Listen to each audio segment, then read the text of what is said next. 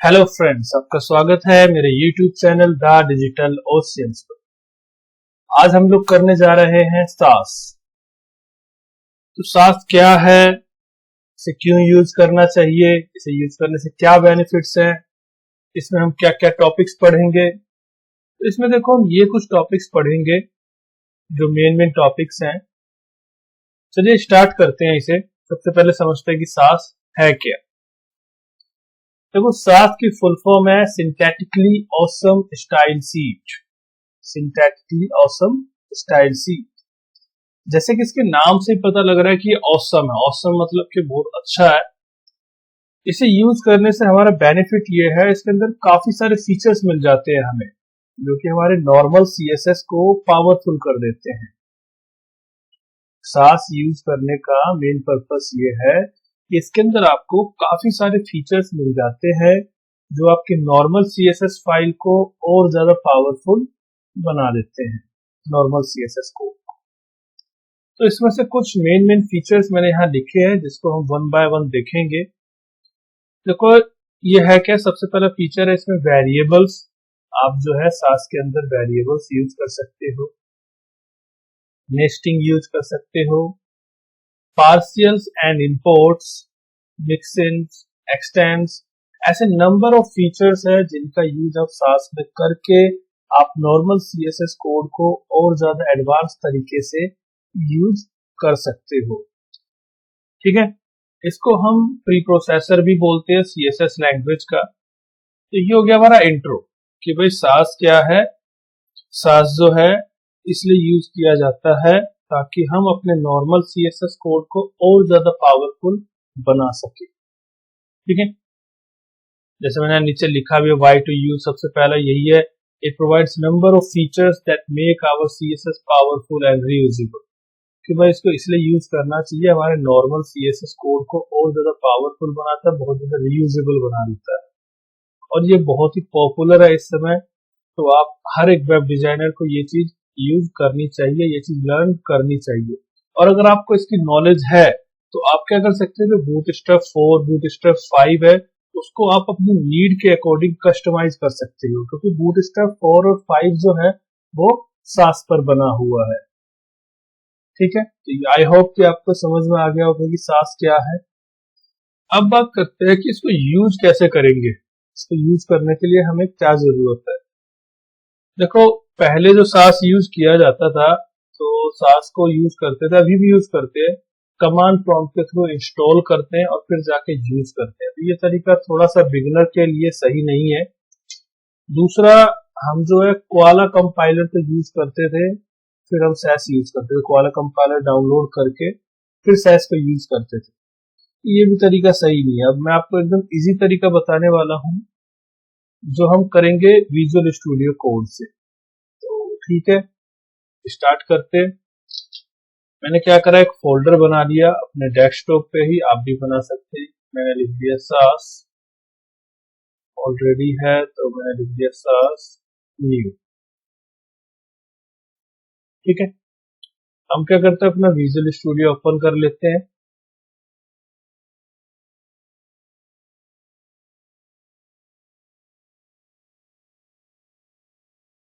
और इसमें अपना फोल्डर ओपन कर लेंगे और फाइल क्रिएट करेंगे। ऑलरेडी देखो मैंने यहाँ पे कर रखा है, लेकिन मैं आपको फ्रेश एकदम शुरू से बताता हूँ ताकि आपको एक एक चीज अच्छे से समझ में आ सके। तो यहाँ पे अपने फोल्डर को ओपन कर लेते हैं, सास न्यू। ठीक है, अब देखो आपको सबसे पहले क्या करना है, सास को यूज करने के लिए ये दो एक्सटेंशन डाउनलोड करने हैं। सबसे पहले लाइव सास कंपाइलर, आपको जाना है यहाँ एक्सटेंशन में। मैंने ऑलरेडी इंस्टॉल कर रखा है तो आप कर लेना। मैंने ऐसे आपको लिखना लाइव सैस कंपाइलर। देखो ये ऑलरेडी मैंने इंस्टॉल कर रखा है ग्लेन मार्क्स का, तो आप ये इंस्टॉल कर लेना। इसका क्या यूज है अभी आपको जब फाइल बनाऊंगा तब समझ में आएगा, आप इसे इंस्टॉल कर लेना। सेकेंड एक्सटेंशन है लाइव सर्वर। ये लाइव सर्वर में इसलिए इंस्टॉल करवा रहा हूँ ताकि आपको बार बार पेज रिफ्रेश ना करना पड़े आउटपुट देखने के लिए। तो आप इसे भी इंस्टॉल कर लेना। देखो मैंने यहाँ पे इंस्टॉल कर रखा होगा लाइव सर्वर, ये देखो ऋत्विक डे का। तो ये लाइव सर्वर, ये दो एक्सटेंशन आपको डाउनलोड करने हैं। अब चलिए स्टार्ट करते हैं कि भाई काम कैसे किया जाए। तो मैंने क्या करा, एक फाइल क्रिएट करी index.html, ठीक है, और इसमें मैंने कोड लिखा HTML बॉयलर प्लेट, ताकि अपने आप पूरा कोड आ जाए। तो ये हमारा बेसिक स्ट्रक्चर आ गया, ठीक है। उसके बाद मैंने क्या करा, फोल्डर क्रिएट करा CSS के नाम का, और इसके अंदर देखो मैं फाइल क्रिएट कर रहा हूं style.scss। देखो सैस को जो है हम दो तरीके से लिख सकते हैं। आप जो है SCSS में लिख सकते हो कोड, और सैस में लिख सकते हो। इन दोनों में क्या डिफरेंस है, देखो इन दोनों में बिल्कुल माइनर सा डिफरेंस है। अगर आप SCSS का कोड लिखते हो तो वो बिल्कुल आपको ऐसा लगेगा जैसे आप CSS लिख रहे हो। अगर आप सैस का कोड लिखते हो तो सैस में क्या होता है, सैस में ये कर्ली ब्रेसिस यूज नहीं करता और सेमीकोलन यूज नहीं करता। देखो दोनों सेम है, आपको दोनों में से जोन सा सही लगे आप वो यूज कर सकते हो। मैं आपको जो पढ़ाऊंगा वो SCSS पढ़ाऊंगा, क्योंकि SCSS जो है थोड़ा फैमिलियर सा लगता है नॉर्मल CSS जैसा। और सैस में क्या है, कोई कर्ली ब्रेसिस नहीं है, कोई सेमीकोलन नहीं है, तो हमें हमेशा ऐसा लगता है कि कुछ ना कुछ रह गया, गलती हो गई। तो मैं आपको दोनों तरीके से बताऊंगा, आपको जैसा सही लगे आप वैसा कर सकते हो। तो देखो मैं आपको सबसे पहले SCSS से बता रहा हूं। मैंने यहाँ पे कुछ भी लिख दिया, मैंने लिख दिया बॉडी बैकग्राउंड ग्रे, ठीक है। मैंने बॉडी में ग्रे कलर दे दिया, हालांकि अभी कोई है नहीं यहाँ पे, तो और मैं हाइट देता हूँ बॉडी को। चाहे देखो इस बॉडी के अंदर ना मैं एक डिव बना लेता हूँ। फिर मैंने एक डिव क्रिएट कर ली, डिव क्लास मेन, अब दिखाता हूँ इसमें लिखते हैं। मैंने लिखा है यहाँ पे dot main background grey colour with 100%, height 1000 pixel, ठीक है। अब देखो मैंने SCSS फाइल पे कोड लिख दिया। अब देखो SCSS जो है डायरेक्ट आप यहाँ पे लिंक करवा के यूज नहीं कर सकते, उसके लिए अब हमें जरूरत पड़ेगी कंपाइलर की, जो हमने इंस्टॉल किया था। आप यहाँ बॉटम में देखेंगे, यहाँ पे लिखा हुआ है वॉच सैस। जैसे ही मैं इस पर क्लिक करूंगा तो आप देखना क्या होगा। देखो जैसे ही मैंने क्लिक करा, इसने दो फाइल जनरेट कर दी, style.css, style.css.map।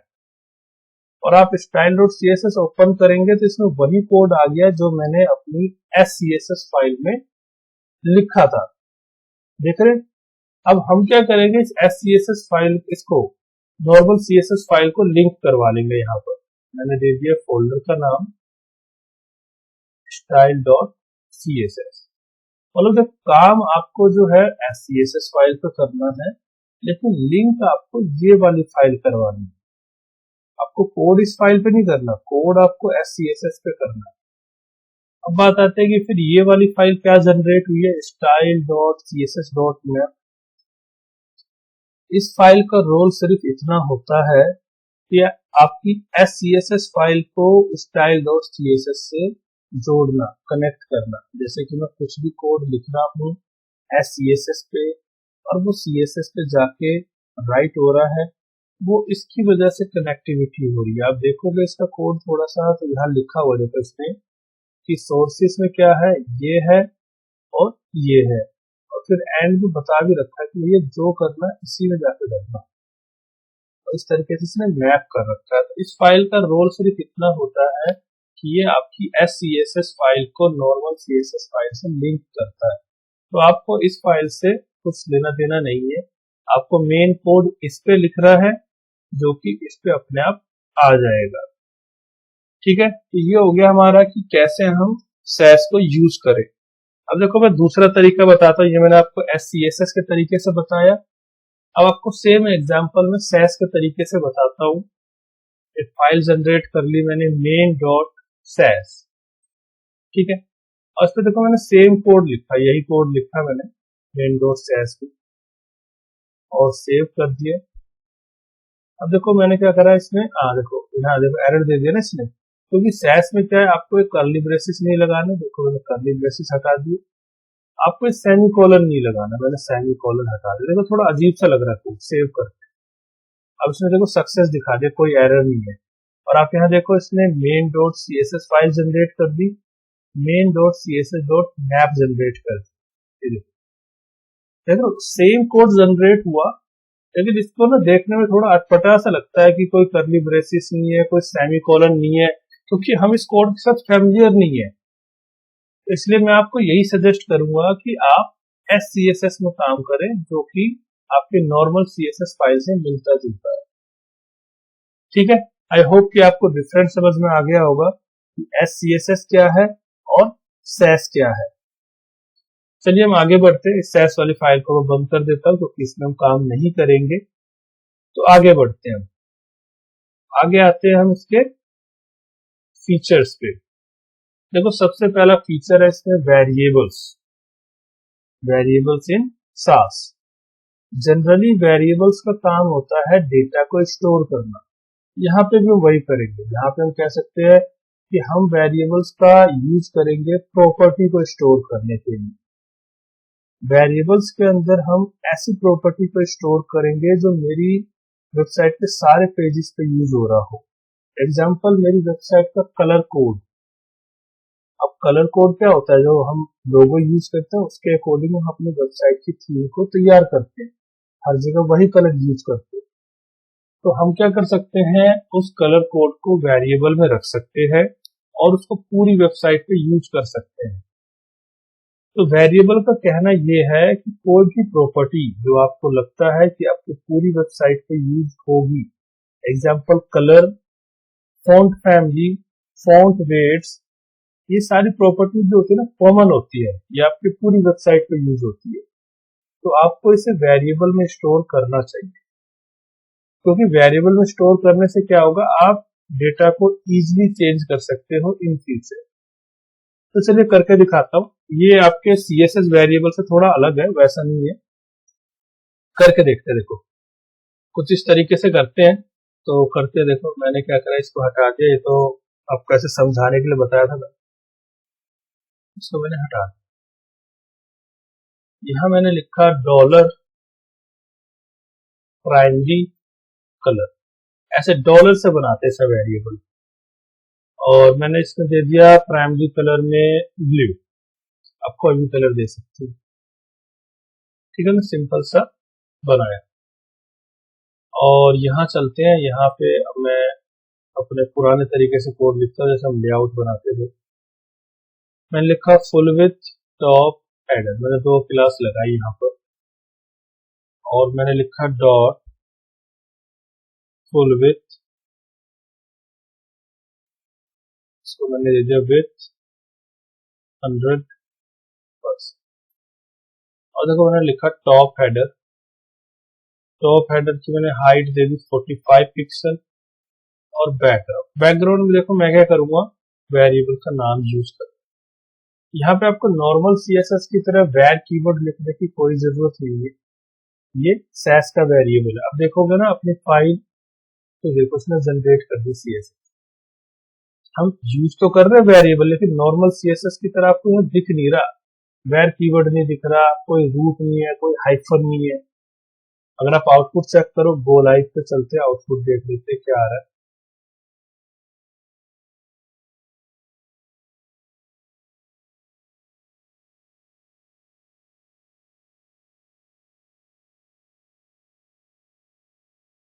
वेट कर लेते हैं। हाँ, देखो आउटपुट आ गया हमारे पास, एक ब्लू कलर का बॉक्स रेडी हो गया।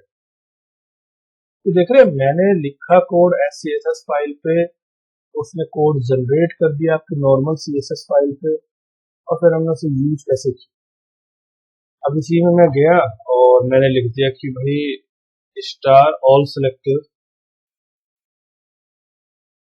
Margin 0, padding 0। ठीक है, अब देखो मेरे को पेज रिफ्रेश करने की कोई जरूरत नहीं है। तो ये मेन बेनिफिट है आपका लाइव सर्वर यूज करने का। ये ऑप्शनल है, अगर आपको ये इंस्टॉल नहीं करना तो आपको बस वही पेज रिफ्रेश करना पड़ेगा जब भी आपको आउटपुट देखना है। अब देखो वेरिएबल में थोड़ा आगे बढ़ते हैं। ये वेरिएबल मैंने आपको बताया एकदम सिंपल, जिसके अंदर आपने एक वैल्यू स्टोर करना। दूसरा, हम इस तरीके से भी वेरिएबल बनाते हैं जिसके अंदर हम की वैल्यू के पेयर में डेटा को स्टोर करते हैं। अगर आप लोगों को जावास्क्रिप्ट का ऑब्जेक्ट पता है तो आप इसे आसानी से समझ सकते हो, क्योंकि जावास्क्रिप्ट में ऑब्जेक्ट में भी ऐसा ही होता है। आप की स्टोर करते हो और इस तरफ वैल्यू स्टोर करते हो। तो आप इस तरीके से वेरिएबल बना सकते हो। मैंने इसी को कॉपी कर लिया और कर देते पेस्ट। ये वेरिएबल बनाया मैंने न्यूट्रल कलर, मतलब ऐसे कलर जो किसी भी वेबसाइट में यूज किए जा सकते हैं, जैसे कि ब्लैक, व्हाइट और ग्रे। अब इस तरीके के वेरिएबल में से मेरे को कोई पर्टिकुलर यूज करना है कलर, तो कैसे करेंगे वो मैं आपको करके दिखाता हूँ। देखो मैंने क्या करा, इसी टॉप हेडर के अंदर एक डिव क्रिएट करी, डिव क्लास कंटेनर, और फिर उस कंटेनर के अंदर मैंने डिव क्रिएट करी, डिव क्लास कॉन्टेक्ट, और एक दूसरी डिव क्रिएट कर ली मैंने, डिव क्लास सोशल। देखो मैं आपको इसमें सिर्फ सैस के कॉन्सेप्ट को समझा रहा हूँ, कोई एक प्रोजेक्ट बनाकर नहीं दिखा रहा। तो आप इस चीज पे फोकस करिए कि सैस है क्या, कैसे वर्क कर रहा है। आगे मैं इसको और वीडियो बनाऊंगा जिसमें आपको कंप्लीट प्रोजेक्ट बनाकर दिखाऊंगा स्क्रैच से। ठीक है, तो यहाँ पे आप इस पे फोकस करिए कि ये किस तरीके से वर्क कर रहा है, कौन से टॉपिक का क्या रोल है।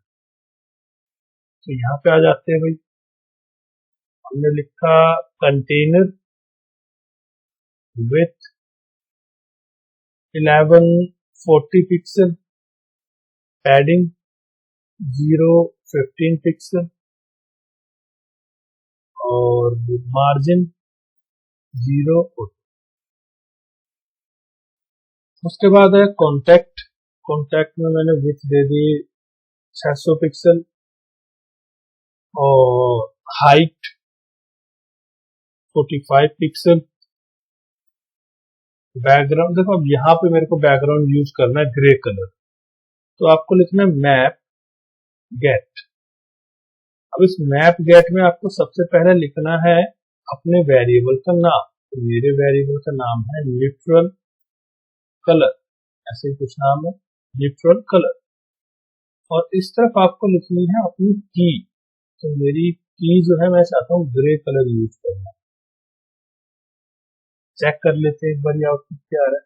अब देखो यहाँ पे ग्रे कलर मैंने सक्सेसफुली यूज कर लिया।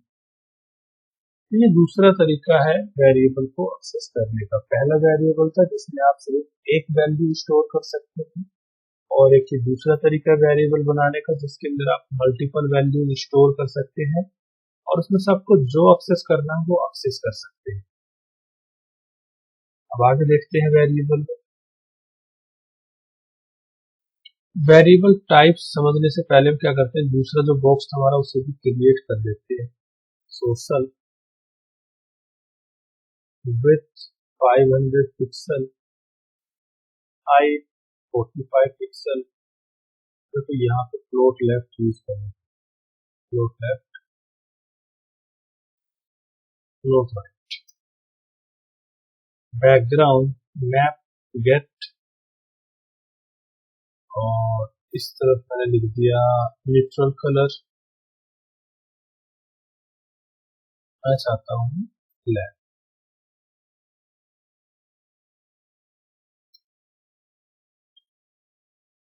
चेक करते हैं। ठीक है, दो बॉक्स क्रिएट हो गए। अब बढ़ते हैं अपने टॉपिक की तरफ। देखो हमने ये देख लिया कि वेरिएबल क्या है, वेरिएबल को हम किस तरीके से यूज कर सकते हैं। अब बात करते हैं वेरिएबल के टाइप्स। तो हर प्रोग्रामिंग में वेरिएबल के दो टाइप होते हैं, ग्लोबल और लोकल। ग्लोबल वेरिएबल हम उन वेरिएबल को बोलते हैं जो कि आपके टॉप में डिक्लेयर होते हैं, किसी क्लास के अंदर डिक्लेयर नहीं है। इन वेरिएबल को ग्लोबल बोला जाता है, जिसको आप किसी भी क्लास, किसी भी एलिमेंट के अंदर यूज कर सकते हो। इन वेरिएबल्स को बोलते हैं ग्लोबल, जो कि टॉप पे डिक्लेयर हो और जो कि किसी भी एलिमेंट से बाहर हो, किसी एलिमेंट के अंदर डिक्लेयर नहीं हो। इन वेरिएबल को बोला जाता है ग्लोबल। दूसरा वेरिएबल होता है लोकल, जो कि किसी क्लास के अंदर डिक्लेयर है। जैसे देखो मैंने एग्जांपल यहाँ पे लिखा हुआ है, इसी एग्जांपल को आपको करके दिखाता है। ये बूट स्ट्रैप का एग्जांपल है। बूट स्ट्रैप इसी तरीके से यूज करता है। तो मैंने क्या करा, देखो कंटेनर के अंदर वेरिएबल बनाया bs गटर x, मतलब पैडिंग देने के लिए। अभी यूज कैसे कर रहा है, देखो इसमें लिखा अभी पैडिंग राइट और लेफ्ट, इस तरह दिखाता हूँ, समझाता हूँ। मैंने इसे हटा दिया यहाँ। तो मैंने जो लिखा, मैंने लिखा पैडिंग राइट कैल्सी, जो कि CSS का फंक्शन है। अब ये वेर कीवर्ड इतना हमें लिखने की जरूरत नहीं है, इसको हटा देते हैं। मैंने सीधा लिखा डॉलर bs गटर x और into 5। ठीक है, ऐसे ही स्पेलिंग में हटा दिया, इसकी जरूरत नहीं है। इसमें लिखा dollar bs gutter x into 0.5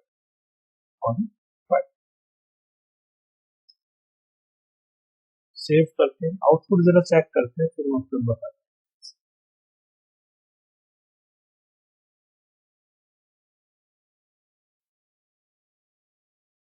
देख रहे हो कंटेनर में आपको पैडिंग राइट 0.75 rem और पैडिंग लेफ्ट। बूट स्ट्रैप को इसी तरीके से यूज करता है। देखो मतलब बताता हूँ क्या है, लिख क्या दिया मैंने। देखो सबसे पहले मैंने एक वेरिएबल बनाया bs गटर x, नाम कुछ भी दे सकते हो, थोड़ा कॉम्प्लिकेटेड सा नाम है, आप सिंपल नाम दे सकते। इसमें वैल्यू दी है 1.5 rem। देखो 1 rem की वैल्यू होती है 16 पिक्सल, तो 1.5 कितना हो गया, 24 पिक्सल। इसने वैल्यू रखी है 24 पिक्सल। अब ये क्या कह रहा है कि बस 24 पिक्सल को 0.5 से इंटू कर दो, मतलब कि 12 पिक्सल। तो ये क्या कर रहा है इस वक्त, पैडिंग राइट और पैडिंग लेफ्ट से 12-12 पिक्सल यूज कर रहा है। बूटस्ट्रैप 5 और 4 इसी तरीके से कंटेनर में पैडिंग देते हैं। ये हो गया हमारा लोकल वेरिएबल, क्योंकि अब इस वेरिएबल को ना मैं बाहर यूज नहीं कर सकता, किसी और क्लास में यूज नहीं कर सकता। ये मैंने इसी क्लास में वेरिएबल बनाया है, इस वेरिएबल का यूज मैं सिर्फ इसी क्लास में कर सकता हूँ। ये हो गया हमारा लोकल वेरिएबल। अब आगे देखते हैं जरा। तो ये वेरिएबल का टॉपिक हमारा खत्म हो गया। आई होप कि आपको ये टॉपिक समझ में आया हो। मैं आपको एक बार क्विक रिवाइज कर देता हूँ। वेरिएबल का हम यूज करते हैं अपनी ऐसी प्रॉपर्टी को स्टोर करने के लिए जो कि आपकी वेबसाइट में हर जगह यूज हो रही है। एग्जांपल आपका colour scheme, font family, font weights. Variable के मैंने आपको दो टाइप्स बताए, ग्लोबल और लोकल।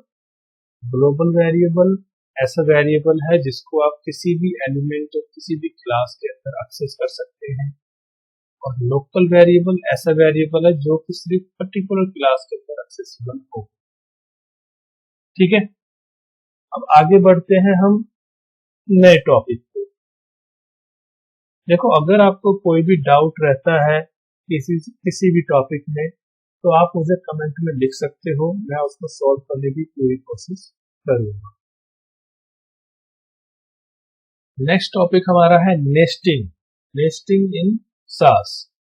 नेस्टिंग क्या है, हम नॉर्मल CSS में लिखते हैं ना कि भाई इस क्लास के अंदर UL के अंदर एंकर, इस क्लास के अंदर UL के अंदर LI, इस क्लास के अंदर पर्टिकुलर पैराग्राफ। इस चीज को बोला जाता है नेस्टिंग, एक एलिमेंट के अंदर एलिमेंट। ठीक है, अब देखो नेस्टिंग सैस में कैसे लिखी जाती है। भाई नॉर्मल CSS में तो आप ऐसे लिख देते, देखो UL के अंदर LI फ्लोट लेफ्ट, UL के अंदर LI के अंदर एंकर कलर वाइट। सैस में लिखने का तरीका थोड़ा सा अलग है, तो करके देखते हैं तब ज्यादा समझ में आए। यहाँ चलते हैं, इस कॉन्टैक्ट पे मैंने क्या करा, एक UL क्रिएट कर दिया। एल आई क्रिएट कर ली और इस एल आई में एंकर क्रिएट कर लिए href। यहाँ पे मैंने आईडी लिख दी info@the digital oceans डॉट।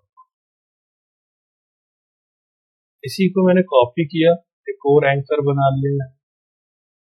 यहाँ पे मैंने कुछ भी रैंडम नंबर डाल दिया 99009900। ठीक है, सिंपल दो बना लेंगे। अगर आउटपुट देखो तो ऐसे आए। अब इसमें मैं क्या करता हूँ, यहाँ चलते हैं और सबसे पहले मैंने क्या करा कि इसके जो बुलेट्स पॉइंट आ रहे हैं उसको हटाकर लिस्ट स्टाइल ना। अब देखो मैं चाहता हूँ कि इस यूएल के अंदर जो एल आई है उसको फ्लोट लेफ्ट लगाना है मेरे। तो मैंने क्या करा, ये कॉन्टैक्ट के अंदर है, तो देखो कैसे लिखेंगे यहाँ देखना आप। कॉन्टैक्ट करली ब्रेसेस, फिर एल आई करली ब्रेसेस, फ्लोट। अगर आप नॉर्मल से ऐसे देखो तो इसने ऐसे जनरेट कर दी फाइल में, कॉन्टैक्ट के अंदर एल आई। लेकिन आप सैस में देख लो कैसे लिख रहे हैं, पहले पेरेंट एलिमेंट फिर इसके अंदर चाइल्ड एलिमेंट। ये है सैस का सिंटेक्स। नॉर्मल सीएसएस जैसा नहीं है, सास का सिंटेक्स है थोड़ा सा अलग है। इस चीज को बोलते हैं नेस्टिंग। यहाँ पर अगर आप चेक करो देख रहे, यहीं पे मैंने लिख दिया कि भाई थोड़ा सा मार्जिन भी दे दो। मैं लिख दिया कि भाई मार्जिन दे दो इसको 10 पिक्सल, देखो 10 पिक्सल का मार्जिन आ गया। फॉर एग्जाम्पल मैं चाहता हूँ मेरे को एंकर टैग का कलर भी चेंज करना। अब एंकर टैग का कलर चेंज करना है तो अब देखो कैसे लिखूंगा। मैंने यही इसी प्रॉपर्टी के जस्ट बाद ए लिखा करली ब्रेसेस, मैंने लिख दिया कि भाई कलर जो है इसका रेड कर दे, तो रेड हो गया। अब सिंटेक्स देख लो इसका, इसको देखो समझने का बिल्कुल सिंपल तरीका है। पहले मैंने पेरेंट एलिमेंट लिखा, करली ब्रेसेस स्टार्ट करा, फिर चाइल्ड एलिमेंट जिसको आपको सेलेक्ट करना। अब इसी एल के अंदर एंकर है, तो देखो इसी एल के अंदर मैंने एंकर सेलेक्ट कर दिया। इस एंकर के अंदर कुछ और होता है स्पैन टैग, तो ऐसा सेलेक्ट करता है। लेकिन आप सीएसएस देखोगे तो सीएसएस देखो कैसे जनरेट होगा, जैसे आप नॉर्मल लिखते हो वैसे जनरेट। इस चीज को बोलते हैं हम नेस्टिंग। अब देखो नेस्टिंग में भी काफी कुछ है, आगे चलते हैं। नेस्टिंग विद ग्रुप सेलेक्टर, कि अगर मेरे पास ग्रुप सेलेक्टर्स हैं तो मैं नेस्टिंग कैसे करूंगा, तो मैं कोड कैसे लिखूंगा। ये देखो नेस्टिंग जो है ना बड़ा इंपॉर्टेंट है। अब पता चला भाई और वीडियोज या और यूट्यूब चैनल से आपने या फिर गूगल से इतना समझ लिया कि नेस्टिंग ऐसे होता है, और जब आप ग्रुप सेलेक्टर यूज करने गए वहां पे जाके फंस गए। तो इसलिए आपको ना नेस्टिंग हर तरीके से आनी चाहिए कि नॉर्मली कैसे लिखते हैं, ग्रुप सेलेक्टर के साथ कैसे लिखते हैं, होवर कैसे लगाते हैं। तो वन बाय वन मैं आपको बताता हूँ। जैसे सबसे अब सेकंड हम देखते हैं nesting with group selector.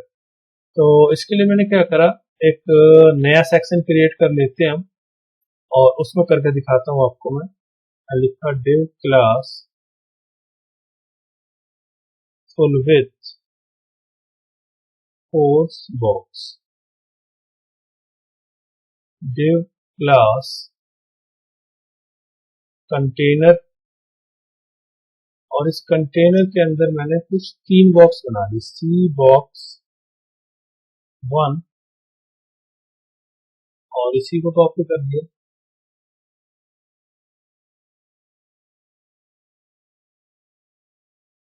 C box 2, C box 3, C box 2, C box 3। ठीक है, 3 बॉक्स बना ली। सबसे पहले फोर्स बॉक्स के सीएसएस लिख देते हैं। मैंने लिखा force box height 500 pixel, background मैंने दे दिया get dollar natural colour comma grey.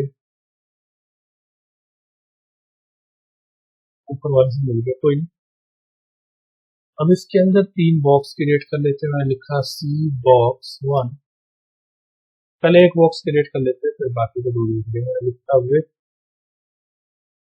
350 pixel, height 350 pixel, background colour get dollar literal colour white, साथ में लिख दिया फ्लोट डेप्थ। ठीक है, एक सिंपल बॉक्स क्रिएट होगा, उसके अंदर कंटेंट लिखना है तो ये सीधा लिख लेते हैं। मैंने क्या करा, ये हेडिंग लिख दी यहाँ पर सी बॉक्स 1 के अंदर H2, ये मेरी हेडिंग हो गई। अब थोड़ा सा कंटेंट लिखना है,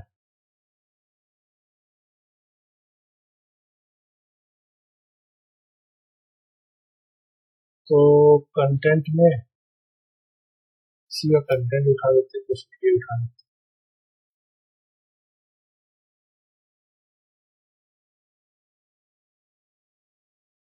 ठीक है, चेक करते जरा आउटपुट। अब देखो मैं यहाँ पे चाहता हूँ कि जो मेरी हेडिंग है और जो मेरा पैराग्राफ है, इन दोनों को मुझे सेंटर अलाइन करना है, इन दोनों का मेरे को कलर चेंज करना है। मतलब मैं देखो, मैं दो एलिमेंट को एक साथ सेलेक्ट करना चाहता हूँ, मतलब ग्रुप सिलेक्टर वाली बात है। तो यहाँ पे देखना आप कैसे करेंगे। अब मैंने यहाँ पे जाके लिखा कि सी बॉक्स 1 सेलेक्ट हो गया, मैंने लिखा H2 coma H2 coma P, फिर मैंने लिखा कलर रेड कर दो इनका, टेक्स्ट लाइन सेंटर। देखना थोड़ा सा डिफरेंस है, अगर आप नॉर्मली लिखते इस चीज को तो ऐसे लिखते, देखो अगर आप नॉर्मली लिखते तो ऐसे लिखते सी बॉक्स 1 के अंदर H2 कोमा सी बॉक्स 1 के अंदर पैराग्राफ, ऐसे लिखते। सैस ने क्या करा, सैस ने ये चीज जो कॉमन है इसको हटा दे, इसने बोला भाई एक ही बार लिखो, दो बार लिखने की क्या जरूरत है। यहाँ पे हम एक ही बार लिख रहे हैं पेरेंट एलिमेंट को, तो उसके अंदर बता रहे हैं कि भाई इन दोनों चाइल्ड को आप सिलेक्ट कर लो। आप सीएसएस देखोगे नॉर्मली तो ऐसे जनरेट हुई है जैसा हम लिखते हैं, सी बॉक्स 1 के अंदर H2, सी बॉक्स 1 के अंदर पैराग्राफ। ये तरीका है ग्रुप सिलेक्टर के साथ काम करने। ठीक है, अब एग्जांपल अगर और देखिए, हम मैंने क्या करा, इस हेडिंग पैराग्राफ को कॉपी कर लिया और सी बॉक्स 2 में भी रख दिया इसे मैंने, और सी बॉक्स 3 में भी रख दिया। मैं चाहता हूँ कि भाई अभी इन तीनों पे अप्लाई होगा चाहिए। देखो एक पे हो रहा है तो बॉक्स भी लगाया, तो बॉक्स बनाया, कॉपी कर लिया मैंने सी बॉक्स 2, सी बॉक्स 3, कलर 3 टी, कलर मैंने इसको लिख दिया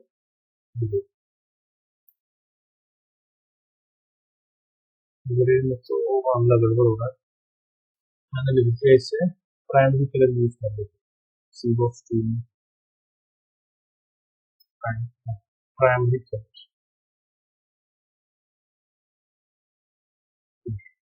अब देखो मैं चाहता हूँ कि भाई पहले वाले बॉक्स में तो रेड कलर हो गया, मैं चाहता हूँ बाकी के दोनों में भी रेड करना है। मतलब पहले मैंने जो ग्रुप सिलेक्टर आपको दिखाया, एक बॉक्स में दो एलिमेंट सिलेक्ट करके, अब मैं चाहता हूँ तीनों बॉक्स में मेरे को ये दोनों एलिमेंट सिलेक्ट करने हैं। तो कुछ नहीं, बहुत सिंपल है, आप चले जाओ अपने कोड पे, जो आपने यहाँ लिखा ना यही लिख दो, फिर सी बॉक्स 1, सी बॉक्स 2, सी बॉक्स 3, बस। आप यहाँ CSS देखोगे ना, CSS देखो कैसे जनरेट हुआ, सी बॉक्स 1 के अंदर H2, सी बॉक्स 1 के अंदर P, फिर सी बॉक्स 2 के अंदर H2। और देखो इतना लंबा लिखते थे हम नॉर्मल CSS में, जबकि सैस में देखो काफी नीट एंड क्लीन लग रहा है आपको कोड। अब आउटपुट देखो, आउटपुट हमारे कोडिंग है जो हमने चाहा। ये हो गया हमारा नेस्टिंग विद ग्रुप सिलेक्टर कि भाई ग्रुप सिलेक्टर के साथ आप नेस्टिंग कैसे करोगे। अब आगे देखते हैं, आगे है अपना नेस्टिंग विद कॉम्बिनेटर्स। तो इसका एग्जांपल नहीं दिखा रहा मैं आपको, मैं ऐसे बता देता हूँ क्योंकि ये बहुत रेयर यूज होता है। इसका यूज हम जब करते हैं जब कोई ड्रॉप डाउन मेन्यू वगैरह बनाना हो तो वो सिंपल है। देखो नॉर्मल सीएसएस में आप ऐसे लिखते हो UL greater than L I, मतलब यूएल का जो डायरेक्ट चाइल्ड है आप उसको सेलेक्ट करो। सीएस में आप ऐसे लिखोगे, देखो UL greater than curly braces L I. CS में आपको इस तरीके से लिखना है। उसके बाद देखो how to use pseudo element और सूडो क्लास। सूडो एलिमेंट का मतलब होता है जो डबल कॉलन से स्टार्ट होता है, जैसे कि बिफोर आप, और सूडो क्लास वे होते हैं जो सिंगल कॉलन से स्टार्ट होता है, जैसे कि होवर। देखो होवर जो है बड़ा कॉमन एग्जांपल है, ये मैं आपको करके दिखा देता हूँ कि इसको हम कैसे लिखेंगे। देखो नॉर्मल सीएसएस में हम ऐसे लिखते हैं, अगर हमें करना है यूएल के अंदर एल आई के अंदर एंकर फिर उसको होवर लगाना है। अगर मुझे सैस में ये चीज लिखनी है तो कैसे लिखेंगे करके दिखाता हूँ। मैंने लिखा सी बॉक्स वन, सी बॉक्स वन के अंदर H2 और H2 पे होवर लगाना है मेरे को। सी बॉक्स वन H2, अब मैं चाहता हूँ H2 पे होवर लगाना है मुझे, तो होवर लगाने के लिए ना मुझे ऐसे लिखना है M% होवर। तो मैंने लिखा कि भाई सी बॉक्स वन के अंदर जो H2 है उस पे होवर पे क्या करो, कलर येलो कर दो। ये देखो, देख रहे हैं? इस तरीके से होवर लगाता है। मैं चाहता हूँ कि भाई H2 के साथ साथ पैराग्राफ प्रिंट कर दो, किसी में यही लगा दो कोमा पी। दोनों काफी सिंपल है, अगर यहाँ देखोगे ना इसमें ऐसे जनरेट कराएंगे सी बॉक्स वन के अंदर H2 पे होवर, सी बॉक्स वन के अंदर पैराग्राफ पे होवर। तो इस तरीके से होवर लिखा जाता है, मतलब इस तरीके से आप सूडो क्लास और सूडो एलिमेंट को काम करते हैं। तो ये हमारा नेस्टिंग था। नेस्टिंग का टॉपिक थोड़ा सा लंबा था और ये बहुत इंपॉर्टेंट भी है क्योंकि इसका बहुत ज्यादा यूज करते हैं हम प्रैक्टिकली। तो इसको आपको अच्छे से समझना है एक एक एग्जांपल करके, जैसे मैंने समझाया, उसके बाद आप प्रोजेक्ट में यूज कर सकते हो आसानी से। तो स्टूडेंट देखो मिस्टेक ये करते हैं कि उन्होंने टॉपिक पढ़ा और सीधा प्रैक्टिस मतलब एक प्रोजेक्ट बनाने बैठ गए। नहीं नहीं, ऐसे नहीं करना। आपको उस टॉपिक को पढ़ना है, एक तो एग्जांपल्स करके देखने, जब आपको वो अच्छे से समझ में आ जाए कि अच्छा ऐसे वर्क करती है प्रॉपर्टी, उसके बाद आप प्रोजेक्ट बनाओ, बहुत आसानी से प्रोजेक्ट बन जाएगा। ठीक है। और मेरा इस वीडियो का पर्पस यही है कि आप सैस को समझें कि सैस की प्रॉपर्टी कैसे लिखी जाती है, कैसे वर्क कर रही है। जब देखो आपको समझ में आ जाएगा कि ये क्या है, उसके बाद जब आप प्रोजेक्ट पे काम करोगे तो आसानी से कर पाओगे। बाकी मैं इसकी वीडियो बनाऊंगा जरूर। अब आगे आ जाते हैं, हमारा जो टॉपिक है सैस सास सास पार्शियल्स एंड इंपोर्ट्स। पार्शियल्स एंड इंपोर्ट्स इसका क्या मतलब है? देखो पार्शियल एंड इंपोर्ट्स का पर्पस यह है हमारा पढ़ने का।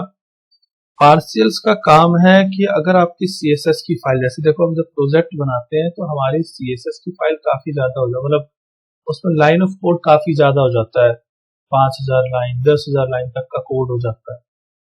तो पार्शियल्स एंड इंपोर्ट्स का कॉन्सेप्ट ये कहता है कि आप अपनी फाइल को, अपने कोड को डिवाइड कर दो मल्टीपल फाइल। इसका कहना है कि जैसे header, footer, side bar, variables, mixins, इन सब की फाइल को आप अलग अलग डिवाइड कर लो और जो आपकी मेन फाइल है वहां पे इंक्लूड करवा लो। ये पर्पस है पार्शियल्स एंड इंपोर्ट्स का। करके दिखाता हूँ, देखो बहुत सिंपल टॉपिक है ये। इसका कहना ये है कि जो आपने वेरिएबल्स बनाए, इसके अलावा और भी वेरिएबल्स हो सकते हैं, तो आप उसको यहाँ से कट कर दो और एक फाइल क्रिएट कर लो सीएसएस फोल्डर के अंदर ही, under score variables dot SCX. यहाँ मैंने पेस्ट और इसको यहाँ पे क्या करो, इंपोर्ट करवा लो इंपोर्ट, देखो फाइल बनाते समय मैंने अंडरस्कोर लिखा, लेकिन यूज करते समय मेरे को ऐसा कुछ नहीं लिखना, ठीक है। हाँ, SCSS भी नहीं लिखना है, बस इतना लिखना। अगर हम आउटपुट चेक करें, आउटपुट हमारा सेम है, कोई कंफ्यूजन नहीं है। अगर हम चेक करते हैं गलत कर देना जानबूझ के, तो भी आउटपुट सेम है, ऐसे ही से है। अच्छा दिखा रहा है ना एरर, ये एरर दिखा रहा है, ये आपको पिछला आउटपुट दिखा रहा है, इसको रिफ्रेश करें, ये आपको पिछला आउटपुट दिखा रहा है। तो आपको सही नाम लिखना है, मैंने गलत नाम लिखा जानबूझ के, तो आपको ऐसे नहीं लिखना, आपको सही नाम लिखना है। तो इसको बताऊं, देखो एरर दे रहा है, कह रहा भाई मेरे समझ में नहीं आ रहा है क्या तुम इंपोर्ट करना चाह रहे हैं, कंपाइल टाइम पे एरर दे रहा है। वो आउटपुट इस वजह से दिख रहा है क्योंकि ये पहले से इस CSS को यूज कर चुका है। तो आपको क्या करना है, इस चीज का ध्यान देना है कि फाइल का नाम आपको सही लिखना है। अब देखो इसमें दिखा दें सक्सेसफुल, आपको एरर नहीं है, आपको तो जो करना है। तो ये पार्सल्स एंड इंपोर्ट्स का पर्पस सिर्फ इतना ही है कि आप अपने कोड को मल्टीपल फाइल्स में डिवाइड कर लो, ताकि वो इजी टू मैनेज हो जाए, आप उसको आसानी से मैनेज कर पाओ। जैसे यहीं पे देखो, मेरे को कोई वेरिएबल बनाना है, तो मुझे यहाँ नहीं लिखूंगा, मैं यहाँ जाऊंगा, यहाँ लिखूंगा जो भी वेरिएबल बनाना, और इन फ्यूचर मेरे को फिर वेरिएबल्स देखने कितने बने क्या बने, मैं सीधा इस फाइल पे आऊंगा और देख लूंगा कि कितने वेरिएबल्स बने हैं। देखो अपने कोड में यहाँ देखने की जरूरत नहीं है, ठीक है। अब ऐसे मान लो, एक और करके दिखा देता हूँ। मैंने क्या करा, एक फाइल और बनाई, अंडरस्कोर header.sc, ठीक है। अब देखो मेरे हेडर का जो कोड है वो यहाँ से स्टार्ट है, टॉप हेडर है,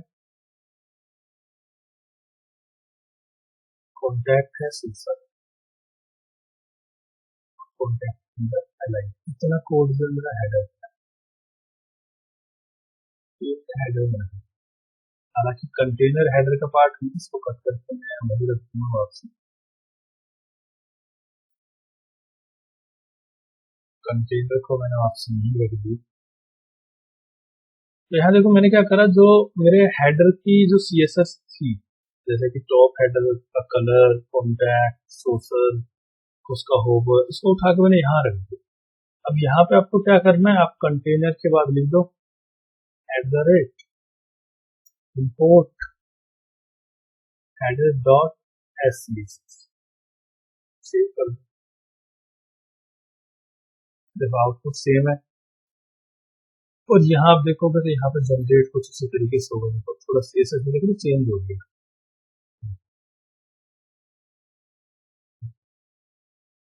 कंटेनर देखो फुल के बाद आ गया। तो ये आपका कॉन्सेप्ट है पार्शियल्स एंड इंपोर्ट्स का।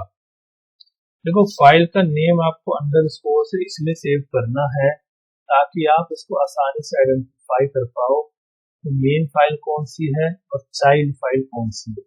मैंडेटरी नहीं है, अगर देखो अंडरस्कोर में नहीं लगाऊंगा तो भी चलेगा, ये मैंडेटरी नहीं है, लेकिन हम ऐसा इसलिए करते हैं ताकि आसानी से हमें ये पता लग सके कि हमारी मेन फाइल कौन सी थी, चाइल्ड फाइल कौन सी। तो इसलिए जब भी आप मल्टीपल फाइल्स में अपने CSS को डिवाइड करो तो आपको अंडरस्कोर यूज करना चाहिए।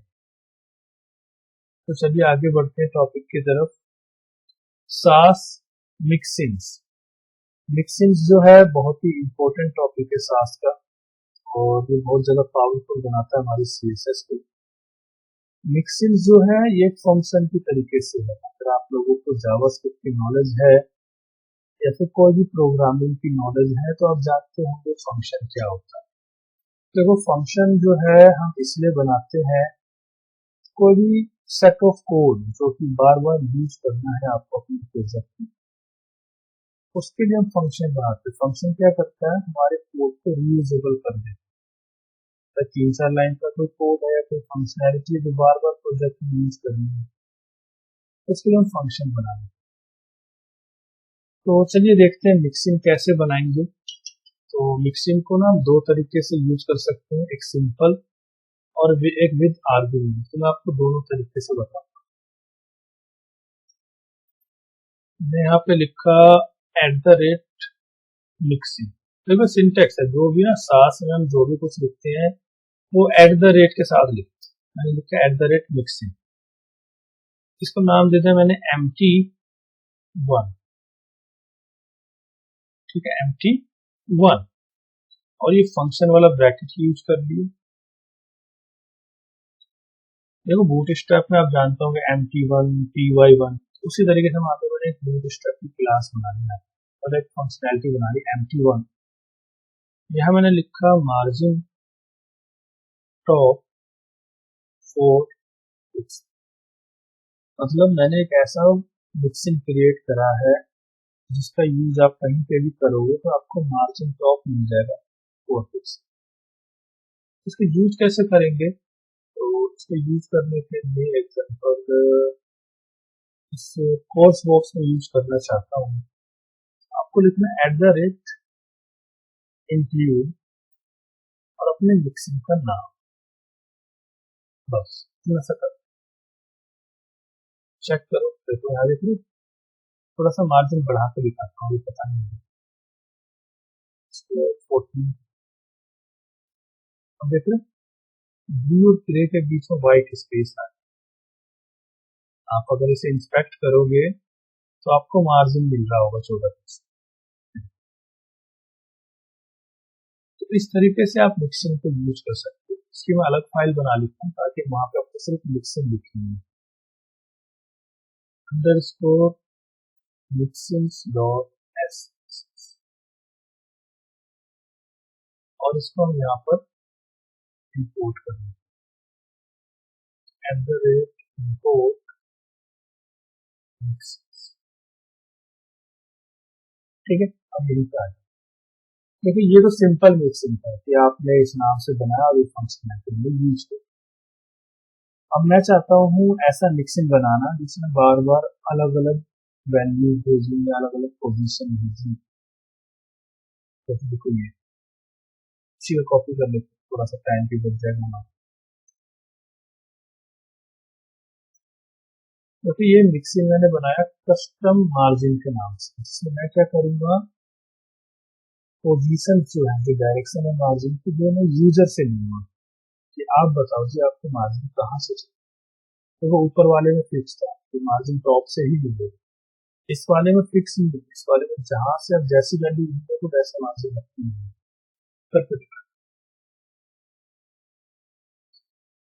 सी बॉक्स 1 में देखो मैंने लिखा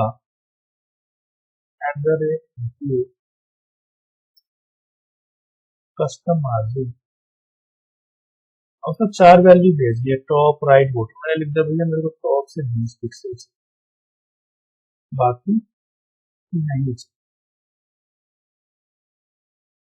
तो आउटपुट देखो जरा, देख रहे हो? इसमें आपको टॉप से 20 पिक्सल मिलेंगे,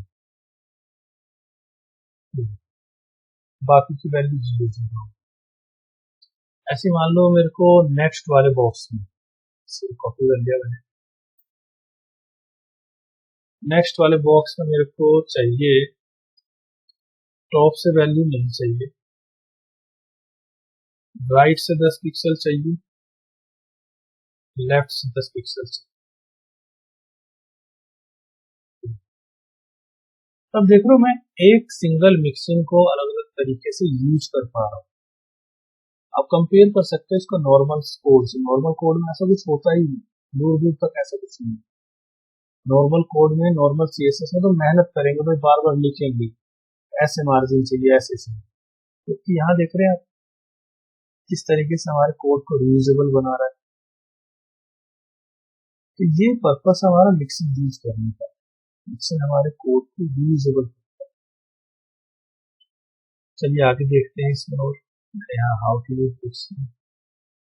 आगे हमारा टॉपिक है एक्सटेंस इन सास।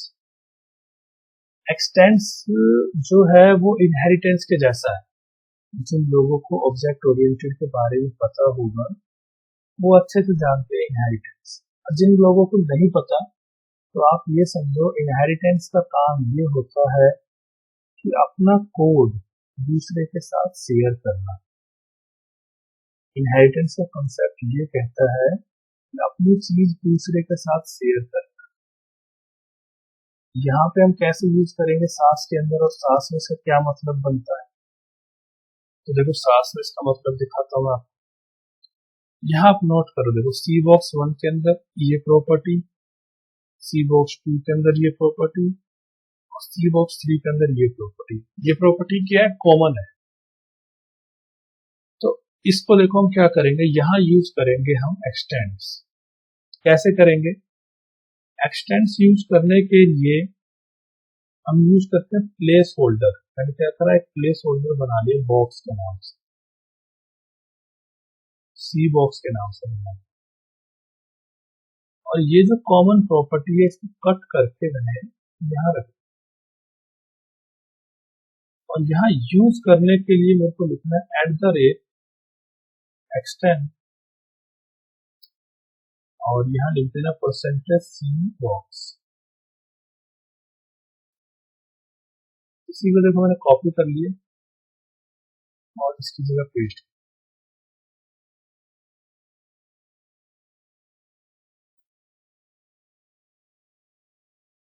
इसकी जगह पेस्ट कर। अब देखो बड़ा नीट एंड क्लीन सा कोड लग रहा है। आउटपुट देखो, आउटपुट सेम आएगा, आउटपुट में कोई दिक्कत नहीं। अगर आप CSS देखो किस तरीके से जनरेट हुई है, तो ये देखो सी बॉक्स 3, 2, 1, ये हो गई इसकी कॉमन प्रॉपर्टी, और फिर बाकी में क्या बचा? यूनिक जो इसकी प्रॉपर्टी।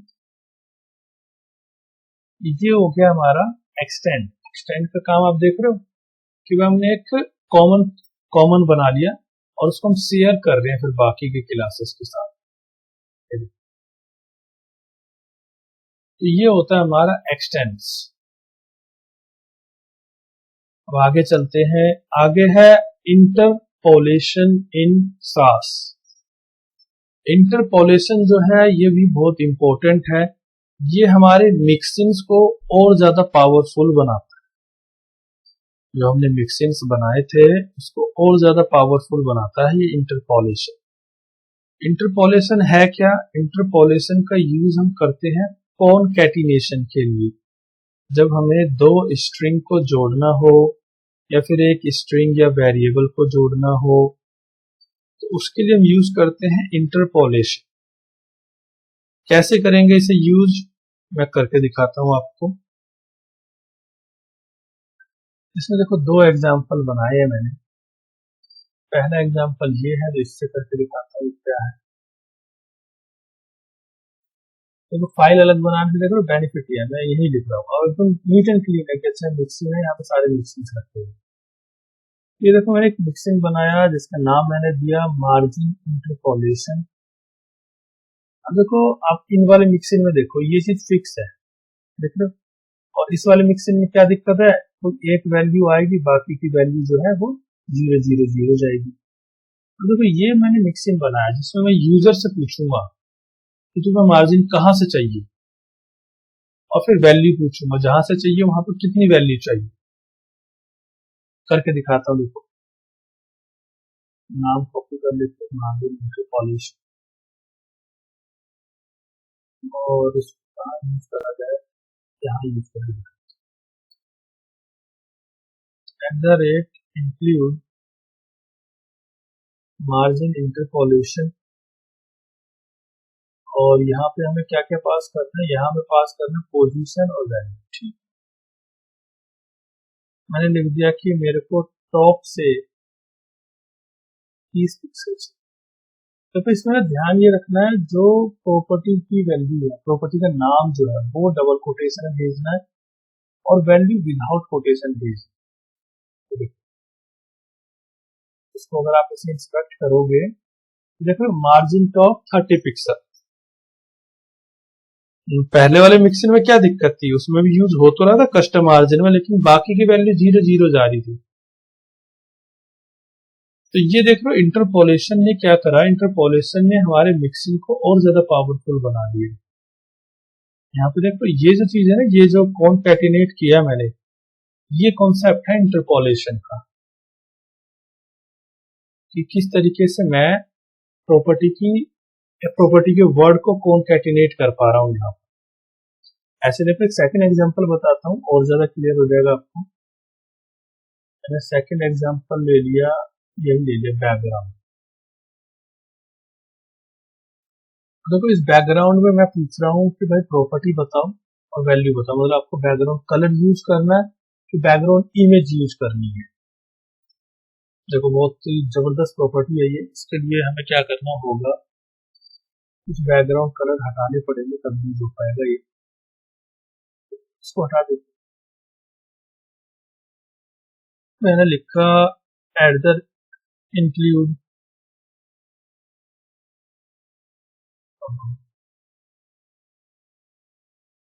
बैकग्राउंड। इसमें क्या बताना है हमें, प्रॉपर्टी और फिर वैल्यू। ठीक है, मैंने बोला कि मेरे को कलर यूज कर, मतलब बैकग्राउंड कलर। मैंने लिख दिया कि ना मेरे को क्या यूज करना है यहाँ पर, ग्रे यूज कर। चेक करो,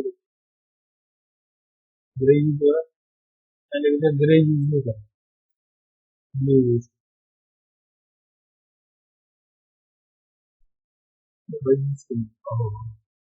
सॉरी, मैंने आपको पिछले इसमें बताया था कि हमें डबल कोटेशन यूज नहीं करना वैल्यू के साथ।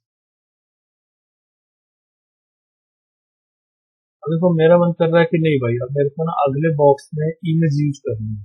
ठीक है, कोई दिक्कत नहीं, हटा दीजिए। आप लिखो at the rate include background image. मैं चाहता हूँ मुझे इमेज यूज करनी है, लिखा URL और इमेज को पहले रख देते हैं अपने फोल्डर में। हमारा जो फोल्डर है वो ये है सैस न्यू।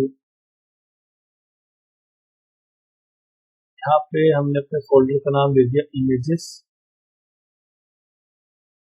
और इसके अंदर कुछ इमेज रख देते हैं। इसके अंदर मैंने ये 2-3 इमेज रखी।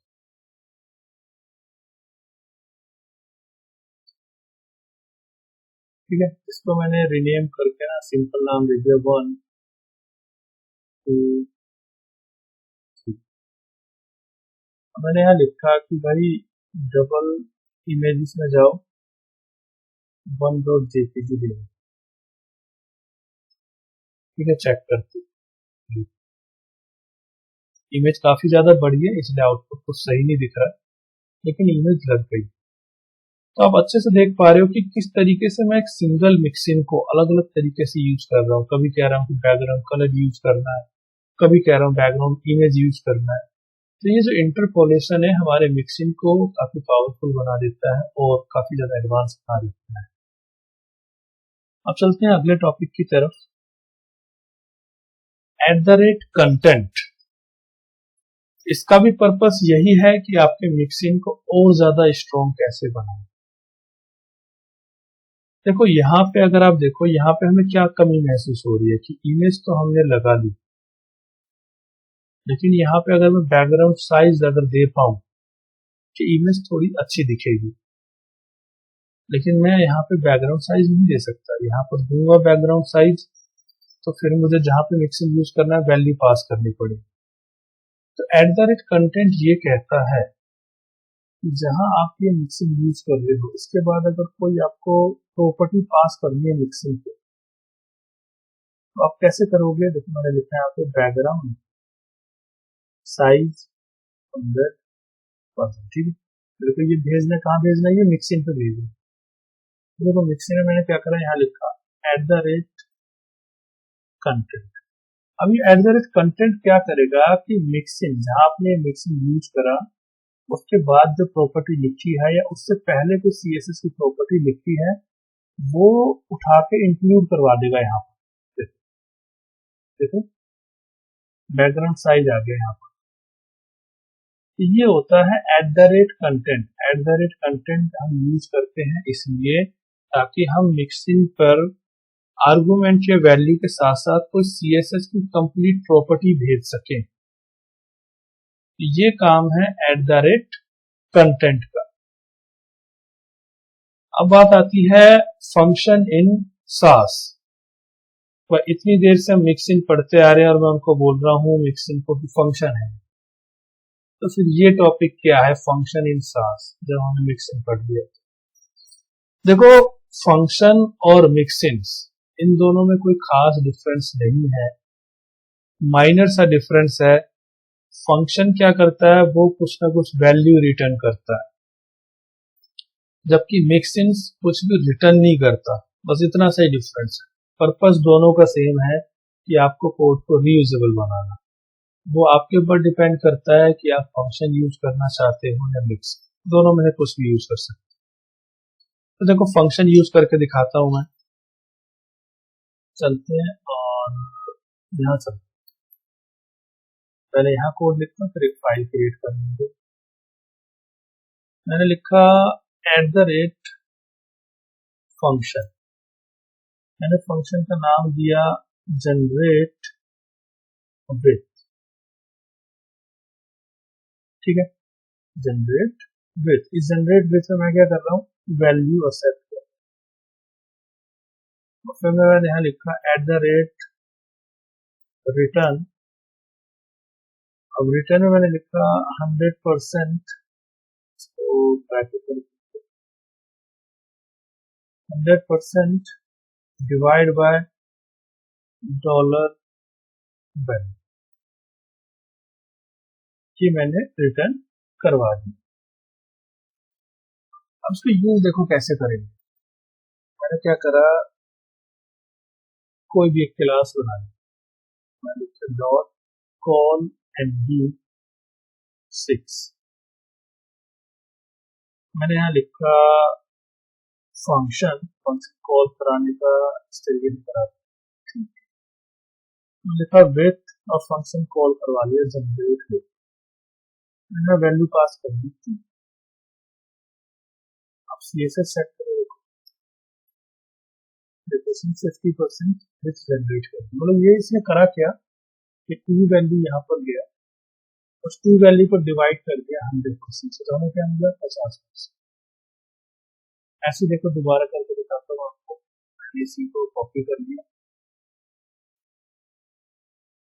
मैंने इसको लिख दिया कॉल md4, यहाँ वैल्यू पास कर दी 3।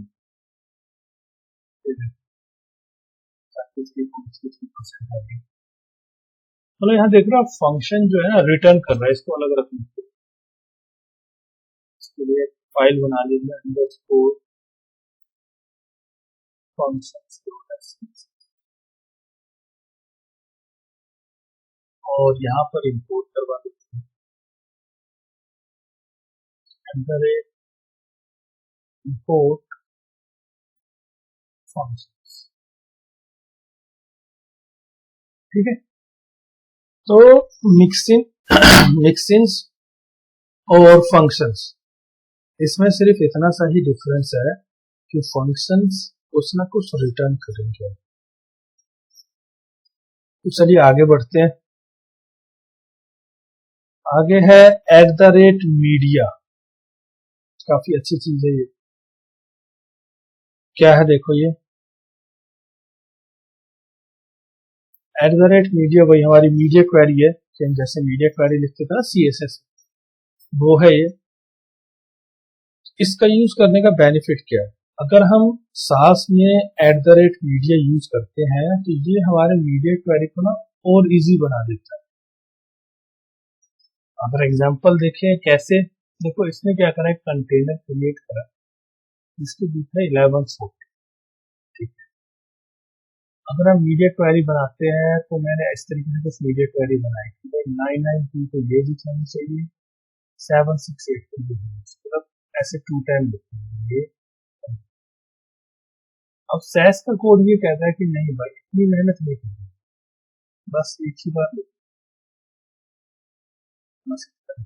और आपको बार बार ना ये चीज नहीं लिखनी है, जो लिख रहे हो ना आप, ये बार बार लिखने की जरूरत नहीं। देखो कैसे, ये क्या कहता है, कहता है इसी को कॉपी करने का आपको दिखाता हूँ। कॉपी, इसका कहना सिर्फ ये है कि आपने जो कंटेनर बनाया, अब मीडिया क्वेरी में आपको बार बार ये बताने की जरूरत नहीं है कि कंटेनर कंटेनर, आप मीडिया क्वेरी इसी के अंदर ही लिखो। आप अगर आउटपुट चेक करोगे तो आउटपुट इसमें क्या करा, सेम वैसे ही जनरेट करा जैसा आप लिखते, लेकिन यहाँ पर क्या हो रहा है, यहाँ पर मैं कोई मेंशन नहीं कर रहा कि कंटेनर की, ये इसकी वजह से हो रहा है क्योंकि मैंने पेरेंट एलिमेंट के अंदर लिखा मीडिया। तो ये है @media, इसको यूज करने का पर्पस यही है कि ये आपकी मीडिया क्वेरी को थोड़ा और इजी कर देता है, मतलब आपको उतना नहीं लिखना जितना आप नॉर्मल CSS में लिखते हो बार बार।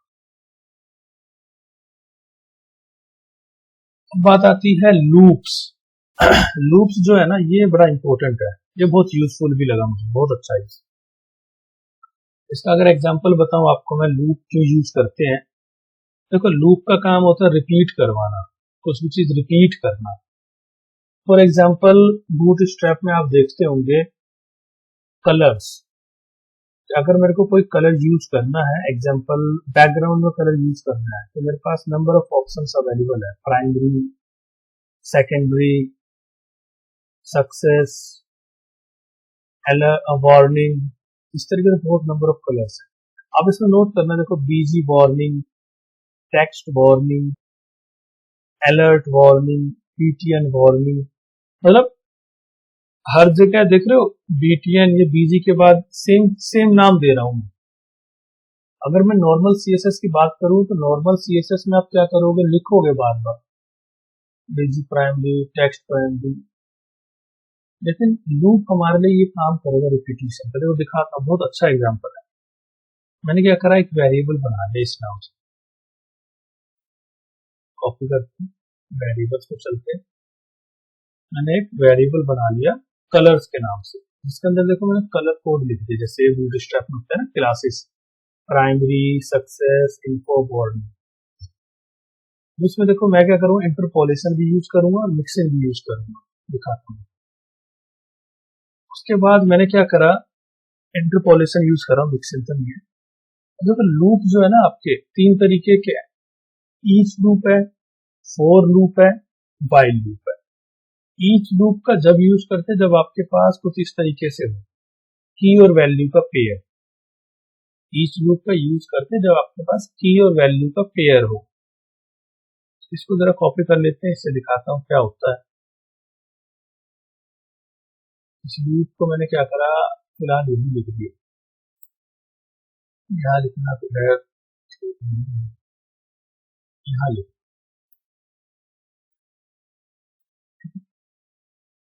अब देखो ये क्या करेगा, मैं यहाँ पे क्या कर रहा हूँ, देखो आपको की क्या है आपकी, ये है की प्राइमरी, सक्सेस, इन्फो, और ये इसकी वैल्यू है। मैं इसमें क्या कर रहा हूँ, की निकाल रहा हूँ, वैल्यू निकाल रहा हूँ, कलर्स वैल्यूज।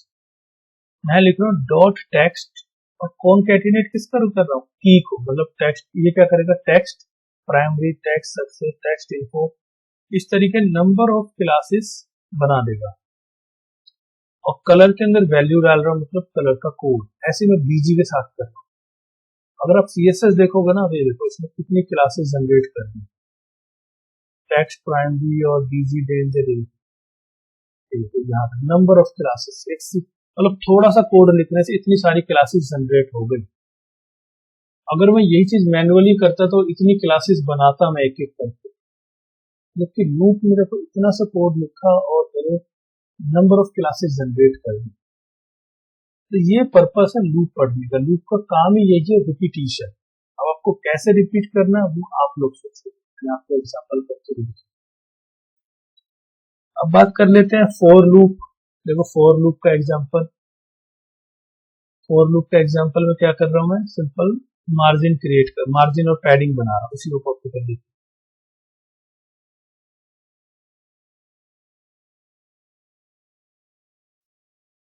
इस लूप वगैरह को भी अलग रख देते हैं, अभी पहले लिख देता हूँ फिर अलग रख देता हूं। देखो मैं यहाँ क्या कर रहा हूँ, लूप चला रहा हूँ 1 से लेकर 10 तक, और उसी के साथ साथ क्लास क्रिएट कर रहा हूँ 1 से लेकर मार्जिन 1, मार्जिन 2, मार्जिन 3। मार्जिन 1 में आपको वैल्यू क्या मिलेगी, $i/10। ये देखो दिखाता हूँ आपको, आउटपुट दिखाता हूँ। ये देखो मार्जिन 1 10 पिक्सल, पैडिंग 1 10 पिक्सल, मतलब देख रहे हो हमें प्रोजेक्ट में जरूरत पड़ती है भाई 10 पिक्सल से लेके 100 पिक्सल तक। अब मेहनत करेंगे, बार बार क्लास बनाएंगे एक एक करके। यहाँ पे क्या सिंगल थोड़ा सा लूप चलाया और उसमें मेरे लिए मैं मतलब मार्जिन और पैडिंग के नंबर ऑफ क्लासेस जनरेट कर, तो 1 बाय 1 लिखो, मतलब मेहनत करने की जरूरत नहीं है। अगर हम थोड़ा सा ये लूप और ये थोड़ा सा प्रोग्रामिंग का कॉन्सेप्ट जानते हैं तो हमें मेहनत नहीं करनी पड़ेगी, बस थोड़ा सा लिखा कोड और जनरेट हो गया। तो ये हो गया फॉर लूप। वाइल लूप वैसे रेयर यूज होता है, लेकिन मैं फिर भी आपको एक एग्जांपल करके दिखा देता हूँ। ये रेयर यूज होता है, जनरली जो यूज होता है ना ज्यादा, तो फॉर लूप और ईच लूप होता है। मैं वो करके दिखाता हूँ। कॉपी पेस्ट, ये क्या जनरेट कर रहा होगा, क्या कर रहा है, गड़बड़ हो गई। सही है, गड़बड़ हो गई, डॉलर साइन नहीं बनाया हमने। होगा, देखो यहाँ पे मैं क्या करता है, वेरिएबल बना देता हूँ डॉलर साइन और इसका वैल्यू दे देती हूँ।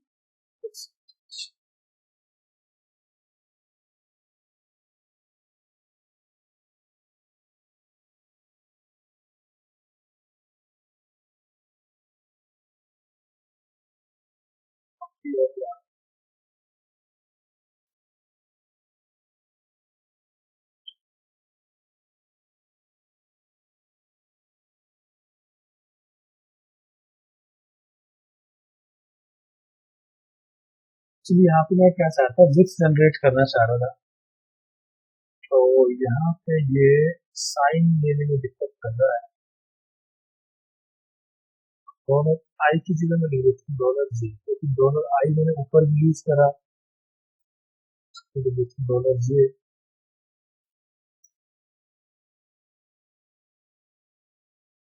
वैल्यू वाइल लूप थोड़ा सा गड़बड़ है। क्यों, क्योंकि भाई पहले डॉलर जे कर देता हूँ।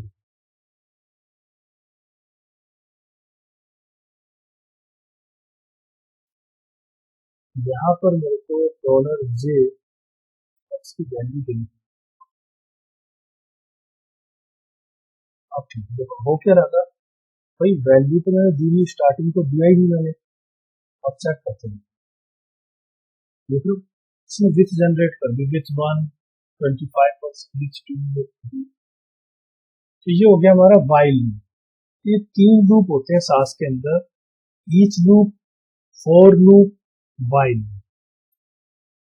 अब बात करते हैं कंडीशन। तो 3 तरह की कंडीशन होती है हर प्रोग्रामिंग में, इफ एल्स और एल्स इफ एल्स। कंडीशन देखो कैसे यूज करेंगे, इसीलिए मैंने इसे लास्ट में रखा था। अब देखो मैं चाहता हूं कि अगर कोई ये यूज करे कि भाई एग्जांपल मैंने यूज किया बीजी प्राइम, अब मैं बीजी प्राइम भी अगर यूज करता हूं, करके दिखाता हूं। ये जैसे एग्जांपल इस वाले बॉक्स को करके दिखाते हैं जहां मैंने ब्लू यूज करा है।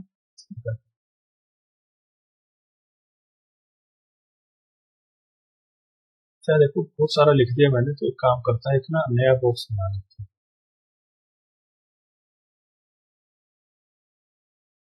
इतना मैंने कर दिया ना, एक नया बॉक्स क्रिएट कर,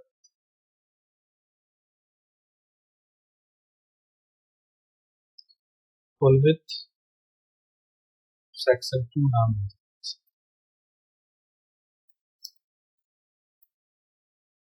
कंटेनर, और इसके मैंने अंदर एक बॉक्स बना दिया एस बॉक्स 1। ठीक है, इसमें लिखते हैं फ्रेश फाइल रहेगी, फ्रेश कोड रहेगा ना, ठीक है, क्योंकि काफी ज्यादा मैंने उसी में लिख दिया। सेक्शन 2 इसको मैंने हाइट दे दी 500 पिक्सल, और बैकग्राउंड मैंने फिलहाल ऐसे ग्रे दे दिया। कोई वेरिएबल यूज नहीं करना है। अब यहाँ यूज करेंगे वेरिएबल को एस बॉक्स 1 है, मैंने लिखा S box 1 with 350 pixel, height 350 pixel.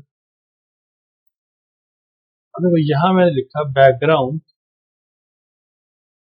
यहाँ पे मैं यूज करना चाहता हूँ, यहाँ विथ और हाइट दे दिया मैंने, फ्लोट दे दिया, फ्लोट लेफ्ट। यहाँ पे क्या मैं, और यहाँ मैंने लिखा बीजी प्राइम, चेक करते जरा आउटपुट, देखो बीजी प्राइम।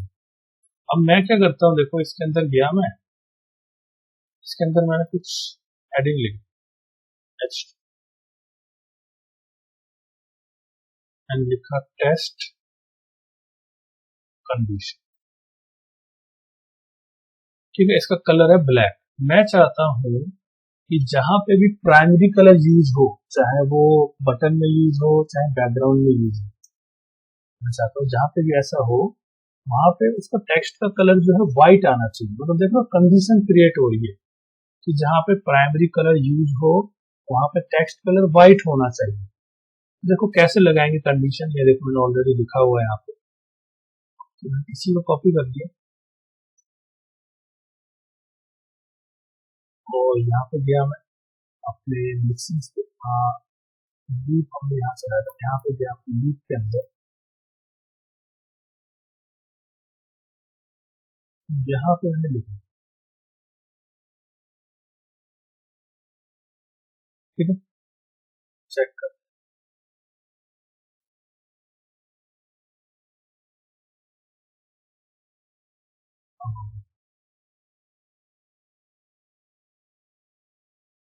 ये रखना पड़ता है टेक्स्ट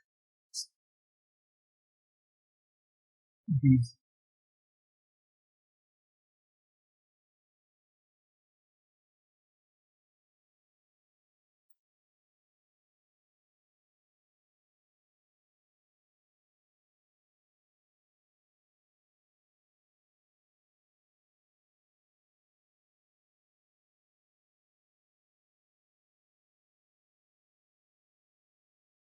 गड़बड़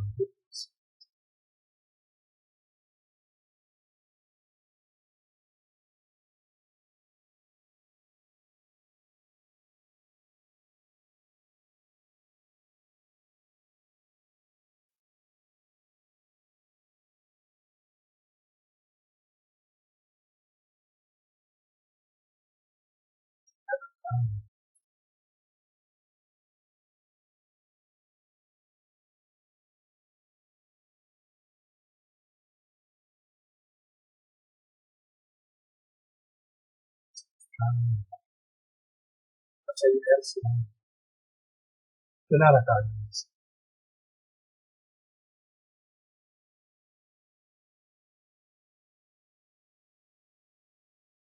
चेक कर,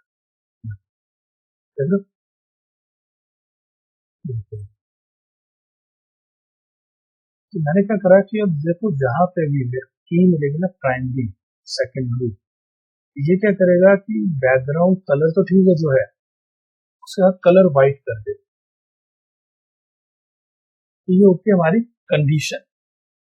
इस तरीके से आप कंडीशन लगा सकते हो। तो अगर हम टॉपिक चेक करें, अपने सिलेबस को चेक करें, देखो हमने देख लिया सेस इंट्रो क्या है, वेरिएबल, नेस्टिंग, पार्सेल्स, मतलब मेन जो इम्पोर्टेंट टॉपिक्स थे 80 to 90% वो मैंने कवर कर दिए।